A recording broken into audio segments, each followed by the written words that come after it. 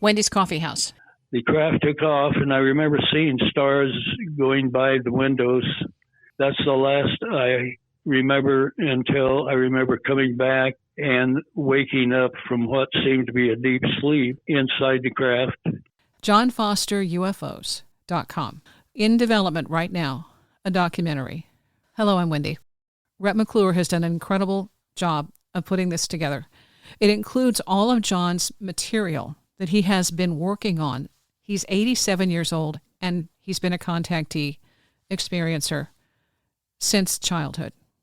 And we're into 2025, and the headlines with the drones have been entertaining. Everybody has a different opinion about what the drones may or may not be. And the problem is, each person who experiences this brings something different to the table. Some see orbs, some see drones, some see airplanes, and a lot of that is basically what you are able to see. So we're going to get into John Foster. He has extensive memories, extensive drawings, extensive notes, and witnesses. Many of his encounters were in the company of other people. Some of those people are also included in the documentary. The reason I think John's information is so important is because it draws all of this stuff together. Traveling aboard ET craft with these other people, he eventually ended up meeting in different UFO groups. I would have staked my life on the fact that I would have died in 1988. Things didn't work out. There were people that were leaving their families. They would leave their kids. And so I decided it wasn't worth it. But Annie and I did split up for a year and a half. And then I finally decided, this project is not working out for me. So I'm not going to be a part of the project unless they land in the backyard. Did they mention other planets? Only once. And I think this is chapter 13 in Imminent Discovery, Volume 2. This was when a friend and I were taken up on top of the first building that we were to build in the future. And it was an actual building. We could feel it and touch it and so forth. Mm-hmm. And there was a craft that showed up, and there were some of the familiar strangers in the craft. And I was told that they were going to take me to my homeland. I was really leery. My friend, of course, he was fundamental Christian. He thought it was all evil. So they told me that they were going to bring my family in and that I was to explain to them where I was from and that I was going back to visit. I actually saw suspended in midair my grandparents, my parents, my sisters, and the voice was there also, and he got me to explain what he had told me. And then I got in the craft, and I recognized some of the familiar strangers. The craft took off, and I remember seeing stars going by the windows. That's the last I remember until I remember coming back and waking up from what seemed to be a deep sleep inside the craft. We all got outside, went outside, and then there was another man, a guide during some encounters that would explain what was going on, and he was up the hill some distance away, and the others ran to hear what he had to say. My friend and I thought it was really weird, so we didn't go. Well, this was for the time travel, and we got back into the craft and went back to the original departure point, which was the Soda Bend Wildlife Area just north of Omaha. Do you believe in an afterlife? Oh, yeah. We had out-of-body experiences, and the one big proof is the Dillon Lake experience in 1975, where my daughter, my son, and I had an out-of-body experience out over the lake, over the water. She remembers some of what I remember, and she remembers the voice talking, telling us that we had to go back. We had to go back. She remembers seeing my body. I can't recall if she remembers seeing hers when we went back and approached the shore. But I remember seeing my body standing there. And, of course, before I left, I saw my body standing there. And I was told that that was me, that was my body. When we were out of body, which means that we have a spiritual body and we could communicate, we could talk back and forth to each other. but we couldn't see each other. And we couldn't see, they had a voice that took charge of them and dealt with them, and I had a voice that took charge of me, and we all met out in the middle of the lake, and several things happened and so forth. And I think that's chapter 6 in Imminent Discovery, Volume 1. There is a hidden reality happening in our presence that we are completely ignorant of, intentionally, because we have been programmed to forget. I can't say that all of us are experiencers. I can say that experiencers do have an event that can trigger recall. So there's a trigger warning with this information. If you are not prepared, it can throw your life upside down. You know the comment, you can't handle the truth? If you are not ready to hear the truth, stop now. Sandra Corcoran, who I interviewed earlier. I went to the lecture to hear what was happening, and they had a breakout group at one point. There were 4 experiencers or contactees on the stage talking about their experiences. And there was one man in particular who kept brushing his hair back, and it was just agitating me so badly. And when he turned to the side, I noticed that he didn't have his other arm. And I went into this whole experience of remembering being on the ships, remembering what was happening to me, remembering that he and I were on the ships for many times with other children. And I kind of fled the room. And I went out onto the porch and bumped into Edgar Mitchell. And Edgar was having a cigarette and said, "Do you want one?" And I was so shaken. He just looked at me and said, "Sometimes things happen that we simply don't understand." And he turned around and walked away.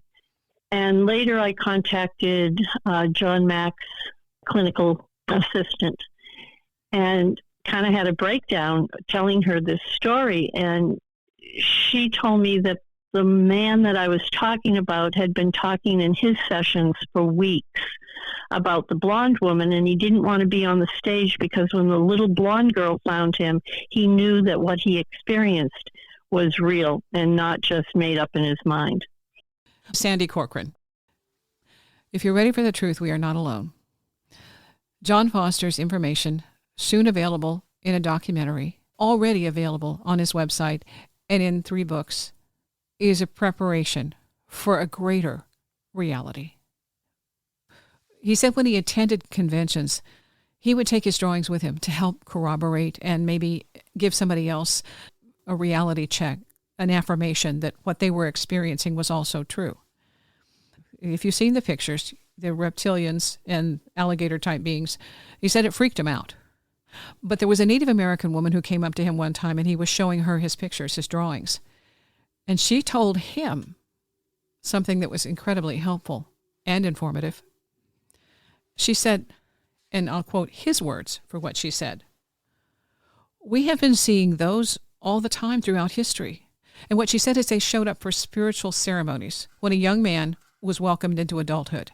That's when these, and they're a small lizard-like being, that's when they would show up. So she was very familiar with them. It didn't frighten her, but it also helped validate John because it let him know there are other people who are aware of this. This isn't just fiction. It wasn't his imagination. Somebody else could identify what he was drawing. More background on John and why his information, his drawings, might be incredibly helpful. John says, "I'm an 87-year-old retired research and development electromechanical engineer. I have experience in the nuclear, aerospace, fluidic, civil, and commercial fields. I also have been a home builder, general contractor, artist, lecturer, and author, among several other things. I've been a jack of all trades, you might say, master of none." He has a lot of information. He's also included several of our interviews on his website, but the drawings will give you a better idea of what I'm talking about.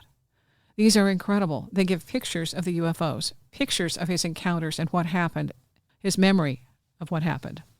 Talking about the interview, the 11 minutes available on YouTube, a preview of the documentary, and why it might be easy for us to overlook or to be completely unaware of this element that exists in our society.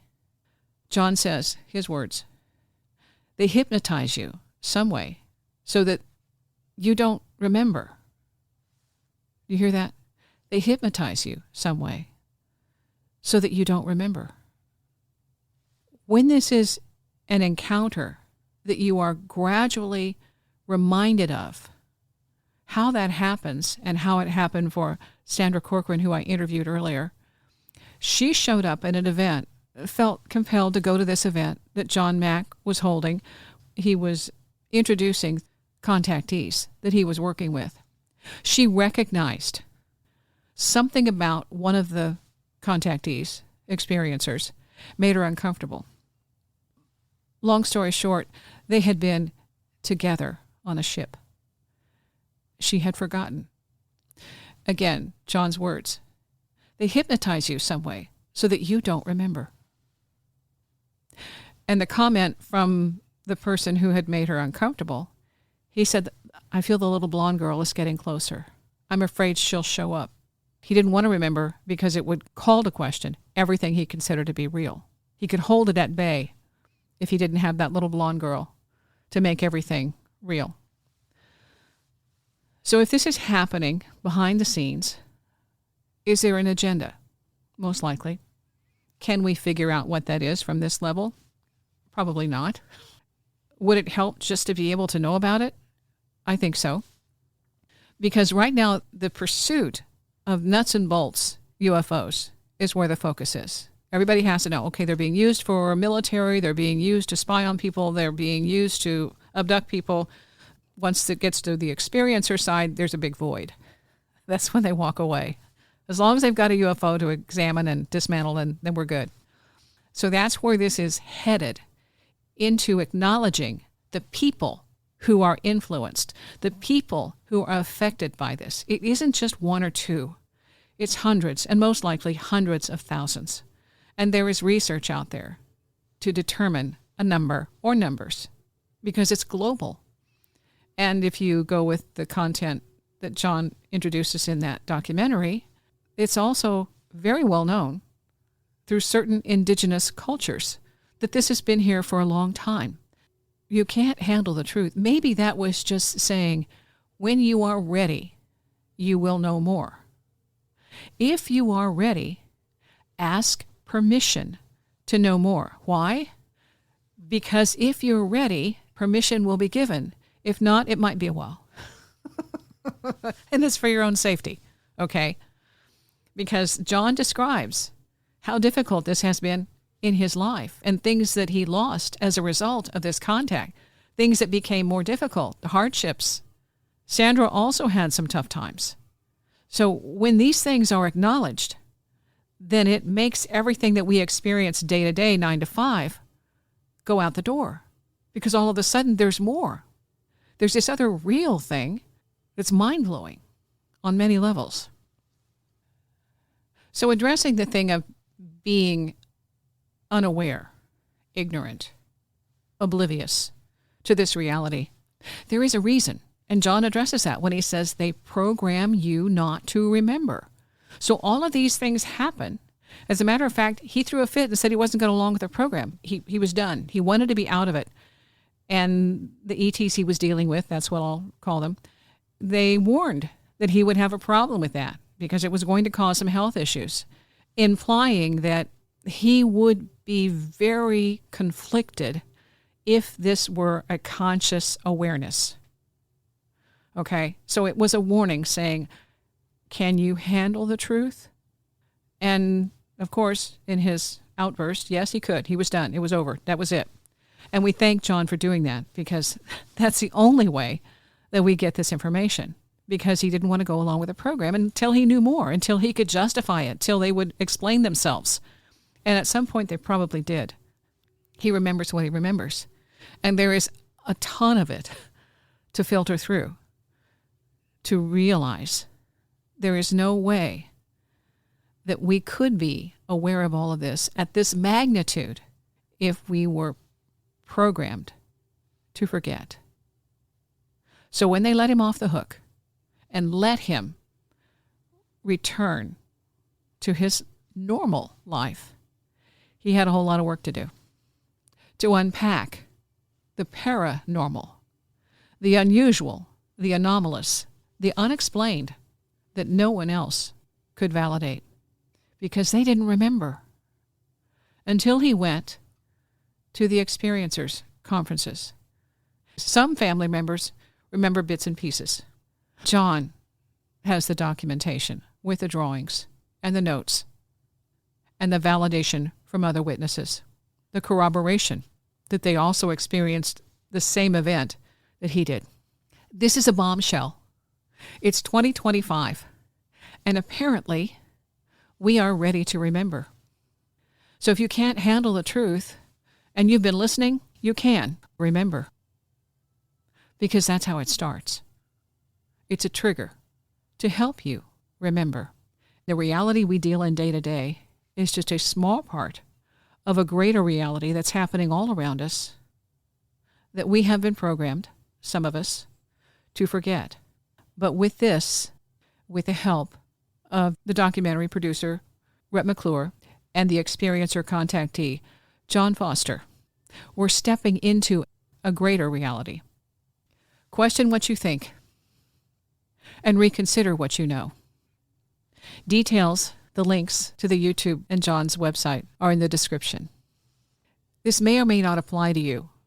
I do know I've experienced things that are paranormal and overtly experienced those things since 1997. One of the contacts I had, the ET, non-human intelligence, who was pretty much standing in front of me because that's where the energy came from, told me they didn't want to frighten me. I said, can I see you? We don't want to frighten you. Okay. They had implied that I had a fear thing to deal with. And I thought, no, because I've been attacked before and I've had issues and I've dealt with that just fine. A little PTSD, but that's how it goes. And then 3 a.m., I wake up and I hear this voice, like a mechanical voice.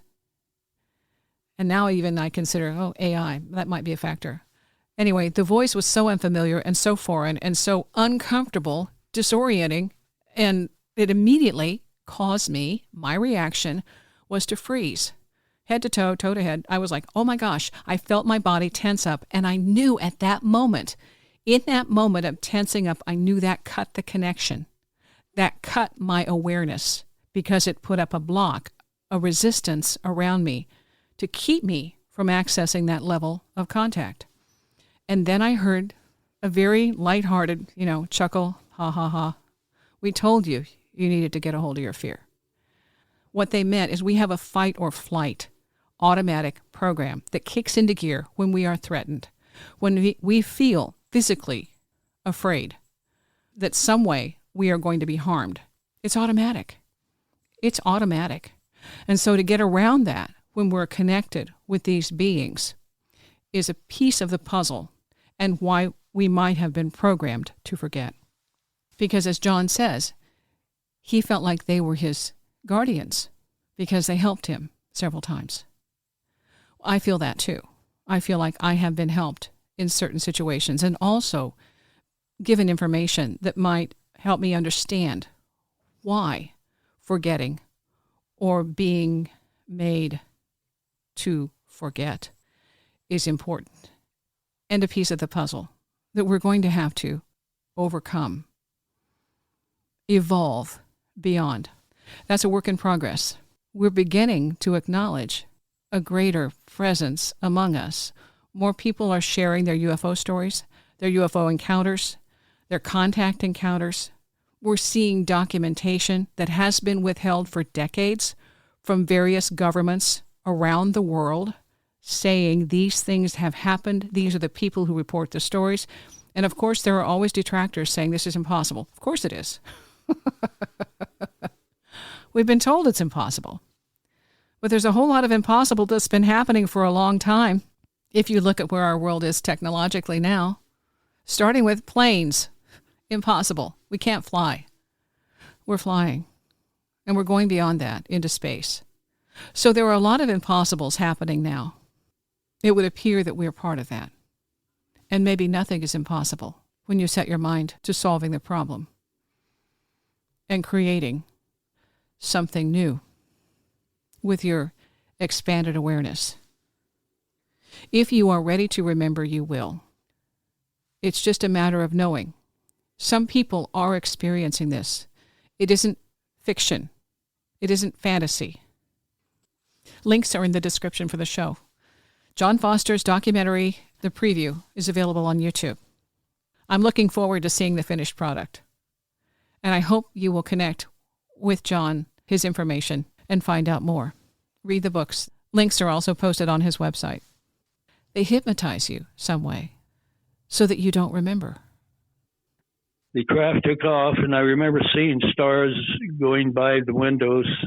That's the last I remember until I remember coming back and waking up from what seemed to be a deep sleep inside the craft. John Foster. Stay open. Stay curious. Thanks for listening.